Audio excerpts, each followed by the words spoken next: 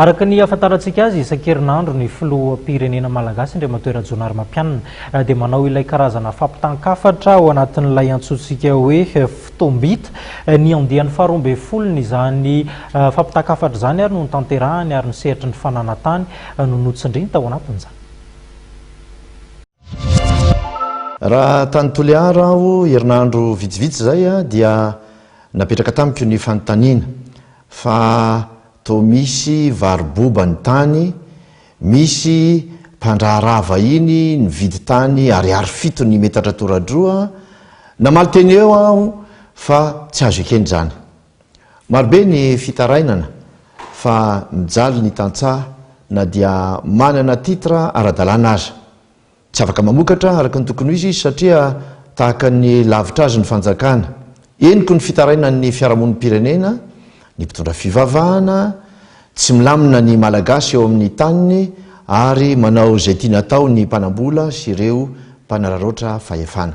Amafisiko eto ho anareo be ny tanàna, lehibe ny faritra, mpiasa ao misapadraraha ny fananantany, fa malagasy daholo anie no tompona andraikitreto fa tsy bakiony vahiny sy ny mpanambola ka oka hatsahatra ny tsikombakomba sy ny kolikoly. Tokony aro ny fananantany ianareo, natanin'olon-tsotra io, natany misoratra amin'ny fanjakana, na an-tanàn-dehibe na ambanivohitra. Ny fanamorana ny fahazon'ny malagasy misitraka ny tany no tokony hodiniana any amin'ireny atrikasa sy seminaire atao momba ny fananantany ireny, anasoavana ny mpiray tanindrazana fa tsy adevitra isankanana ny tokony ampiasana ny tany. Hatreo sy ifampidinio eny fotony izay mety olana rehetra ary manova tenerana amin'ny vahoaka.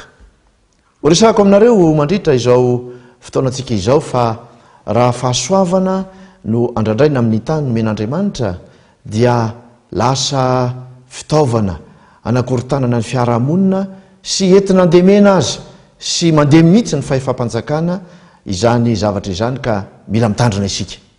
Sika ihany anefa no antony tondrona ny fanjakana fa hoe mivarotra tany, saingy jereo anefa misy amintsika olom-pirenena tsotra tompon'ny tany ihany no mifampiraraha mivantana amin'ny vahiny.